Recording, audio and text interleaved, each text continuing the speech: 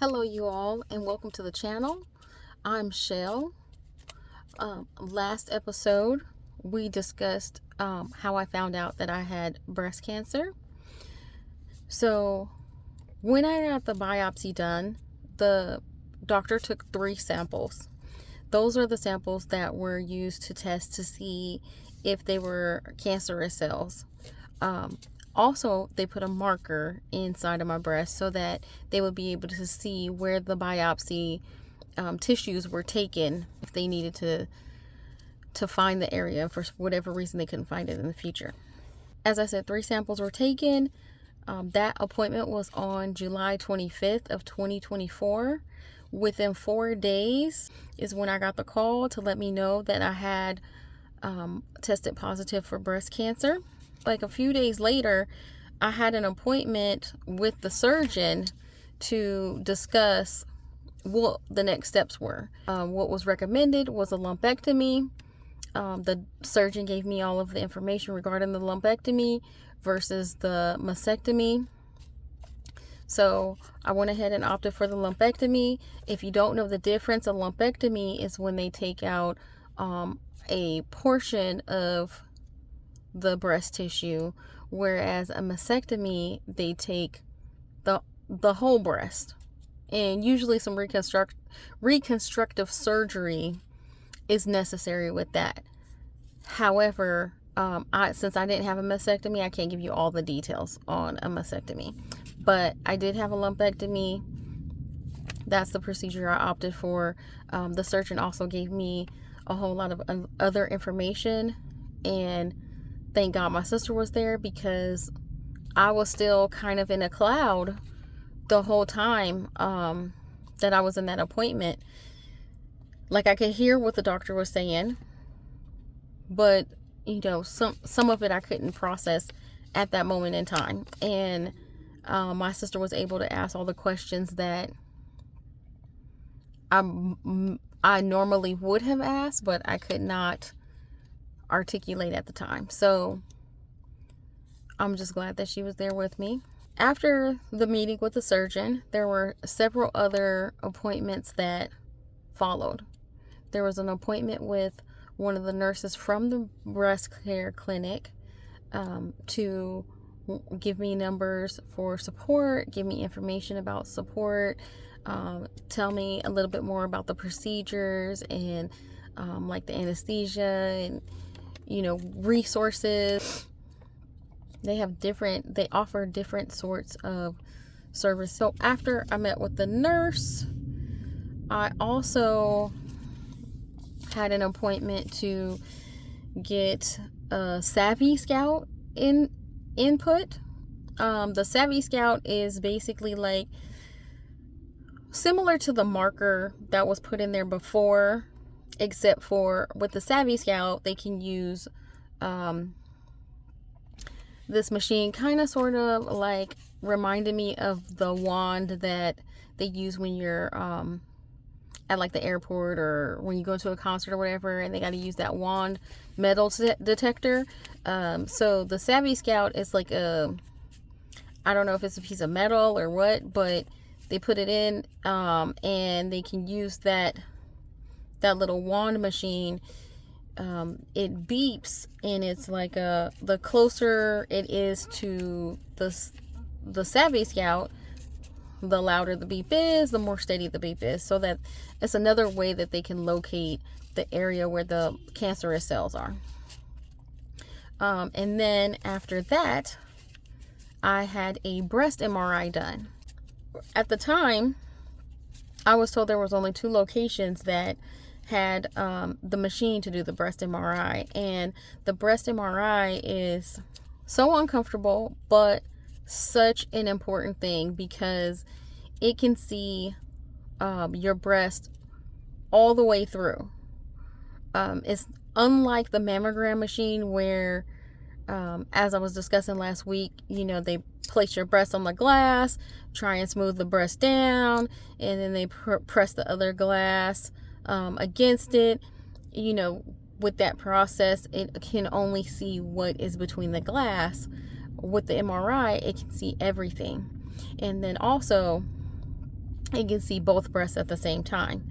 So in my case, I was grateful to have that, because if they couldn't see my original mass, because my cancerous mass, because it was so close to my chest wall, you know, how would they know whether I had it in the other breast or not? So the MRI, the breast MRI was great. One of my best friends, Maisha, and my sister went with me to that appointment as well. I was told that as long as the cancerous mass was, I want to say 2 millimeters or smaller, then I could get the lumpectomy. That would be determined by what was shown on the breast MRI. When the results came back, it said there was a mass that was maybe 8 millimeters, which was very alarming, very alarming. I had to read the whole report.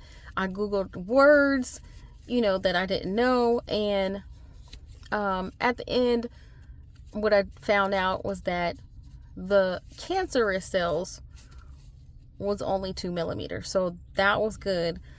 There were cells that had died that were surrounding it that made the total mass the 8 millimeters. So, you know, after contacting the surgeon to find out if there was a change because of the size, I found out no, I would still be getting a lumpectomy and not to worry about the cells that died because they're already dead. At that point, all I had to do was wait until the date of the surgery. Waiting for the surgery was terrible. It was maybe 20 days that I had to wait, but knowing that there's something wrong and, you know, you have to do that procedure to get it out, it can, you know, it could get nerve-wracking.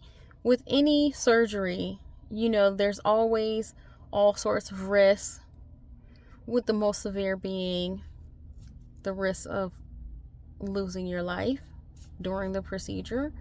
I'm a Christian. I believe in God. I pray. God provided me with a calm. I'm thankful that everything went well. I also got an injection the morning of the surgery. This injection was into my breast also, and from what I was told, what it would do is it would coat the area of my breast as well as the lymph nodes in a blue color. The tint of the blue, I guess, would determine or would show the surgeon if the cancer spread and what cells were cancerous. So the surgeon had told me that when she went in to take out the cancerous cells, she would also take out some of the lymph nodes, like any of the tissue that was immediately surrounding the cancerous area, as well as any lymph nodes that were connected to that tissue. So she had estimated taking out 3 lymph nodes, but if she advised that if the cancer had spread through the lymph nodes up, then she might need to take out more lymph nodes. And the dye would determine or would show her where the different cancerous cells were. So not only did she have the marker to find the cancer cells, the Savvy Scout to find out where the cancer cells were, but now she had this blue dye that would show her all of the other areas in the breast, the other tissue that had come in contact with the cancerous cells and or had cancer in them as well. I know this is a lot. I hope this was informational. There is one takeaway that I would like to offer. And that is, when I saw the doctor that did the ultrasound and the biopsy, when I met with the surgeon, both of them said, it's a good thing you were persistent. Good job on being persistent, because the mammogram would have never shown the cancerous cells. You need to advocate for yourself. If you know something is wrong, you need to push to get the answers that you need. Early detection can be the difference between more chemo, less chemo, more radiation, less radiation, lumpectomy, mastectomy, or even death. Nobody is going to advocate for you the way that you can advocate for yourself. You just have to do it. Had I listened to the first two doctors, my primary care doctor and the doctor at the breast care clinic, then this never would have been discovered, because both of them said, oh, there's nothing in the mammogram, it's more than likely perimenopause. That was not the case. There was cancer.